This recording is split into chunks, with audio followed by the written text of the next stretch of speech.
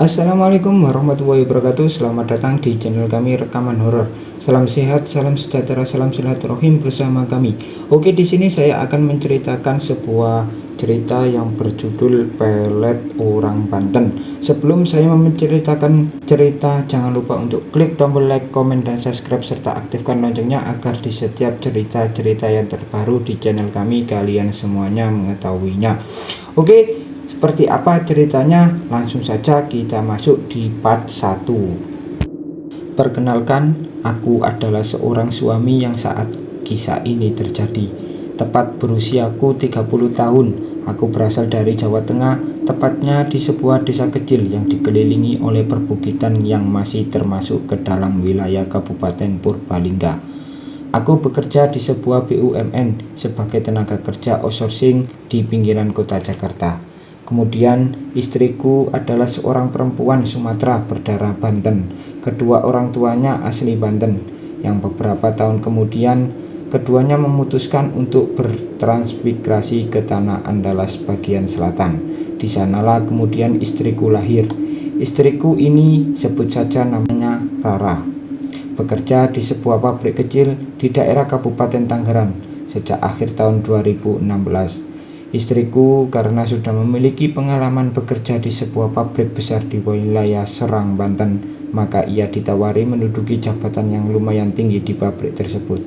Dan alhamdulillah kami sudah memiliki seorang anak perempuan yang saat ini sudah berusia 8 tahun.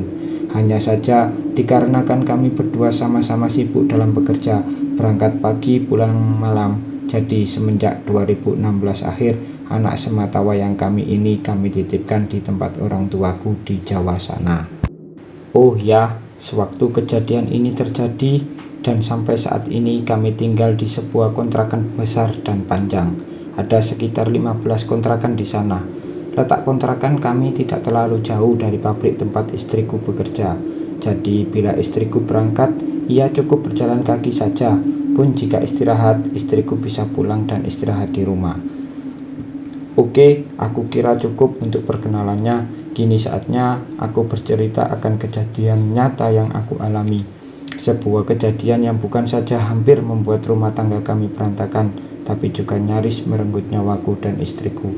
Aku bukannya ingin mengumbar aib rumah tanggaku, tapi aku berharap agar para pembaca atau para pendengar bisa untuk setidaknya mengambil hikmah dan pelajaran dari kisahku ini.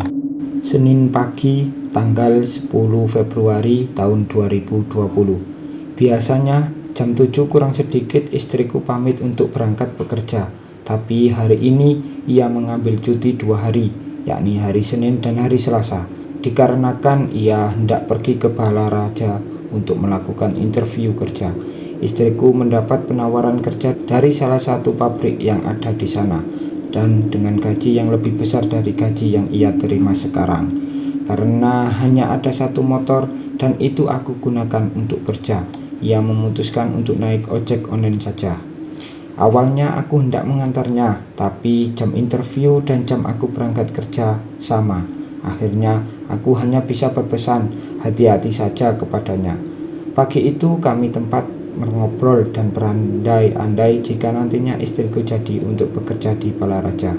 Kalau nanti bunda jadi kerja di sana, gimana nanti pulang perginya? Kataku agak malas, karena memikirkan bagaimana aku harus antar jemput. Nanti bunda bisa ajak satu anak buah bunda dari pabrik lama ya, jawab istriku. Nanti dia bunda ajak kerja di sana bareng. Kebetulan rumah dia juga dekat di sini juga. Wajahku langsung cerah begitu tahu kalau aku nantinya tidak terlalu repot untuk antar jemput. Siapa emang bun? Tanyaku. Diki adalah salah satu anak buah istriku di pabrik ini. Diki juga sudah kami anggap sebagai adik sendiri. Selain sesama orang Lampung, juga karena kami sudah mengenal sifat anak muda itu. Bukan, jawab istriku. Aku langsung memandang istriku dengan heran. Terus siapa? Sukirman ya, dia anak buah bunda juga, kerjanya bagus, makanya mau bunda ajak buat bantu bunda nanti di sana. Kenapa bukan Diki aja bun? Tanyaku setengah menuntut. Istriku menggelengkan kepalanya. Diki masih diperlukan di pabrik bunda yang lama, gak enak juga main asal ambil aja sama bos. Kalau Kirman ini dia emang anak buah bunda, kasihan ya, dia di sini gajinya harian, mana dia anak udah tua, masih kecil-kecil lagi. Istriku menerangkan panjang lebar. Aku akhirnya mengiyakan perkataannya tersebut. Aku berpikir, yang penting aku gak susah, gak capek bolak-balik antar jemput. Lagian maksud istriku juga baik, membantu anak buahnya yang susah. Ya udah bun, asalkan jaga kepercayaan ayah ya sayang. Aku akhirnya memilih untuk mempercayainya. Jam 9 pas aku berangkat kerja. Tak lupa aku berpamitan kepada istriku. Setelah itu aku berangkat dengan mengendarai sepeda motor berjenis Matic milikku. Waktu tempuh dari kontrakku ke tempat kerja sekitar 40-50 menit dengan jalan santai. Jadi ya seperti biasa, saat itu aku menarik gas motorku di antara kecepatan 50 km per jam. Tapi tiba-tiba saat aku sudah sampai di sekitaran daerah Jati Uwung, motorku tiba-tiba saja mati. Ya ampun, kenapa nih motor kok tahu-tahu mati, kataku dalam hati. Aku lalu mendorong motorku ke pinggir, lalu aku coba menekan starter motor, hanya terdengar suara dikik-kikis. Gagal aku starter. Aku coba lagi dengan cara diengkol. Motor aku standar 2. Lalu aku mulai mengengkol. Terasa enteng tanpa ada angin balik. Ya pokoknya ngempos lah yang keluar dari motor. Ya elah, masa kumat lagi sih ini penyakit, ujarku mengetahui penyebab mati mendadaknya motorku ini. Penyebabnya adalah loss kompresi. Penyakit ini memang dulu sering motorku alami, tapi itu sudah lama sekali. Kalau tidak salah ingat, motorku terakhir mengalami loss kompresi adalah sekitar tahun 2017. Lalu entah mengapa aku tiba-tiba saja merasakan perubahan pada moodku. Yang awalnya baik-baik saja sedari berangkat langsung berubah menjadi jelek begitu mengalami kejadian loss kompresi ini. Hanya saja aku mencoba untuk bersabar dengan cara memilih langsung mendorong motorku mencari bengkel terdekat. Selama mendorong motor ini aku terus-menerus beristighfar di dalam hati. Soalnya nggak tahu kenapa timbul perasaan was-was dan pikiran-pikiran buruk yang terus melintas di benak ini. Astagfirullah, astagfirullah, semoga ini bukan pertanda buruk. Kalimat itu terus kuulang-ulang di dalam hati. Alhamdulillah tak lama kemudian aku menemukan sebuah bengkel. Aku langsung menjelaskan permasalahan motorku. Oleh Silai, aku disarankan untuk ganti busi. Aku sih oke-oke saja, yang penting cepat beres, karena aku tidak mau terlambat dalam bekerja. Bang, motornya nanti lubang businya aku taruh oli sedikit ya, kata Silai itu padaku. Lalu lanjutnya, nanti agak ngebul sedikit, tapi tenang aja bang, itu cuman karena olinya aja kok, nanti juga hilang sendiri. Atur aja bang, kataku cepat. Sekitar 5 menit motorku diperbaiki olehnya, dan benar saja motorku memang langsung menyala. Tapi kulihat ada asap yang keluar dari knalpot motorku. Nanti jangan kau gas kencang dulu ya bang, katanya. Oke bos. Setelah membayar biaya ganti busi dan lainnya, aku langsung melanjutkan perjalananku. Aku sampai di kantor telat 5 menit, yakni jam 10.05. Jam operasional kantorku sudah buka. Aku langsung menjelaskan penyebab keterlambatanku kepada atasanku. Syukurnya merek mengerti akan penjelasanku. Hanya saja kalau nanti ada apa-apa lagi aku diminta untuk memberikan kabar lewat telepon atau WA. Aku lalu mulai bekerja seperti biasa lagi. Jam menunjukkan pukul 12.00 waktu Indonesia Barat. Itu adalah jam istirahat pabrik istriku. Aku lalu menulis chat untuknya. Contreng 2 tapi tak kunjung dibacanya. Aku lalu berinisiatif untuk menelponnya. Berdering tapi nggak diangkat juga. Kemana nih orang? Kataku agak kesal. Ya udahlah, nanti juga ngabarin balik, ujarku menghibur diri. Jam 1:30 siang, di saat aku hendak melaksanakan ibadah sholat duhur, HP-ku berdering. Kulihat di sana tidak tertera nama, hanya nomor telepon saja. Nomor siapa nih? Desisku.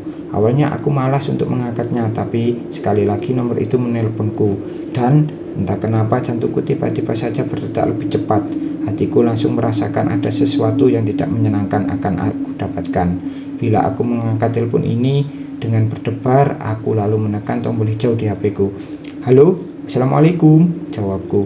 Halo, waalaikumsalam, kata si penelpon. Maaf, ini siapa ya? Tanyaku. Ini saya Mas Sumarno. Oh, Mas Sumarno. Sumarno adalah laki-laki yang diserahi tanggung jawab untuk mengawasi dan mengurus kontrakan tempatku tinggal. Ada apa ya Mas? Tanyaku dengan jantung berdebar-debar. Maaf Mas sebelumnya. Aku menunggu kelanjutan kalimat Mas Sumarno ini dengan tidak sabar. Lalu penjaga kontrakan kami ini melanjutkan ucapannya, ucapan yang membuat lututku lemas, tubuhku menggigil hebat, sebuah ucapan yang rasanya tidak akan terjadi selama aku mengenal istriku. Dari sejak kami berpacaran sampai akhirnya kami menikah. Mas Sumarno berkata, Mbak Rara berduaan sama laki-laki di dalam kontrakan sekarang. Pintunya dikunci dari dalam. Dek, mendadak kepalaku pusing. Kaki serasa lemas, dengkul seperti kopong. Tak kuat menahan beban, aku langsung duduk di kursi panjang milik mall. Halo Mas, suara Mas Marno masih terdengar di HP-ku. Dengan agak gagap aku pun menjawab, iya Mas. Terus gimana nih Mas? Warga sudah mulai rame di depan kontrakan. Saya masih bisa menahan supaya warga tidak ada yang masuk ke dalam kontrakan. Tapi saya nggak tahu sampai berapa lama saya bisa menahan mereka, ucapnya dengan nada kecemasan. Otakku dipaksa untuk berpikir keras. Aku lalu mengambil sebuah keputusan dengan tergesa-gesa. Tahan, supaya jangan sampai warga masuk ke dalam kontrakan. Mas, saya akan segera pulang secepat mungkin. Bilang aja sama warga di situ. Masalah ini akan ditangani secara kekeluargaan oleh saya, suaminya. Oke Mas, tapi tolong cepat ya, ujar Mas No. 1 jam dari sekarang saya akan sampai di rumah Mas, kataku cepat. Secepat detak jantungku. Setelah memutuskan sambungan telepon, aku langsung bergegas masuk ke dalam kantor. Lalu aku segera menemui pimpinanku. Pak, mohon maaf, bisa bicara sebentar, pintaku ke Pak Vincent, atasanku di kantor. Pak Vincent sejenak menatapku bingung. Namun mungkin karena melihat raut wajah dan juga nada suaraku yang tak seperti biasanya, dia pun segera menghentikan pekerjaannya. Setelah kami berhadapan berdua, aku langsung berkata, maaf Pak, saya izin untuk pulang ke rumah sekarang juga. Pak Vincent menggerutkan alisnya. Loh, memangnya ada apa? Ada laki-laki lain yang berani masuk ke dalam rumah saya Pak. Dan sekarang pintu dikunci dari dalam oleh istri saya, kataku tanpa tedeng aling-aling. Aku sudah tak sempat untuk memberikan alasan lain lagi. Otakku seolah buntu. Yang terpikirkan olehku sekarang adalah bagaimana caranya agar aku bisa cepat sampai di rumah sekarang juga. Mendengar alasanku, Pak Vincent langsung mengizinkan aku untuk pulang. Tak lupa ia berpesan, hati-hati di jalan Mang, jangan mengambil keputusan dengan hati yang panas, sabar ya Pak. Sejenak nasihat itu masuk ke dalam kepala, tapi nasihat itu seolah lenyap tak pernah aku dengar. Setelah mendapatkan izin, aku segera menyambar tas dan menyiapkan kunci motor. Sepanjang jalan pulang, jantung dan hatiku terasa sakit. Sungguh aku tak pernah menyangka orang yang selama ini aku kenal luar dalam, orang yang aku percayai 1000% tega dan bisa berbuat hal seperti itu. Ya Allah, apa salah dan dosaku sampai-sampai kau menimpaku ujian ini di kehidupanku. Keluhku di atas motor yang melaju di atas 80 km per jam. Di sepanjang jalan itu aku terus mencoba berpikir positif, mencoba mereka-reka apa penyebab hal ini terjadi. Tapi semakin aku berpikir, semakin sakit hati ini. Dan sampailah aku di tikungan terakhir sebelum sampai di kontrakan yang kami tinggali. Kulihat di sana sudah banyak warga setempat dan ada beberapa yang aku yakini sebagai karyawan pabrik tempat istriku bekerja. Tapi kulihat pintu kontrakan sudah terbuka. Suara motorku membuat orang-orang menoleh ke arahku. Melihat kedatanganku, mereka memberiku jalan untuk lewat. Setelah sampai di depan kontrakan, aku segera mematikan motorku. Kubuka helm yang aku kenakan dan yang pertama aku lihat adalah sosok wajah yang asing, wajah yang belum pernah aku lihat sebelumnya.